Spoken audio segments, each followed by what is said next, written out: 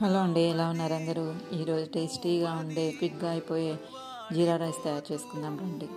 ఒక గిన్నె తీసుకొని దాంట్లో 1 టేబుల్ స్పూన్ జీరా, 1 టేబుల్ స్పూను షాజీరా వేసుకొని నానబెట్టుకోండి. 1 గ్లాస్ బాస్మతి రైస్ తీసుకొని నానబెట్టుకొని వాటర్ హీట్ అయినాక రైస్ దాంట్లో వేసి కొంచెం ఉప్పు వేసుకోండి. ఉప్పు వేయడం వల్ల మనకి రైస్ అతుక్కోకుండా వస్తుంది. ఇలా బాయిల్ అయినాక తీసి ఒక గిన్నెలో వేసుకోండి. ఇది కొంచెం వాటర్ లేకుండా వడకట్టుకొని పెట్టుకోండి.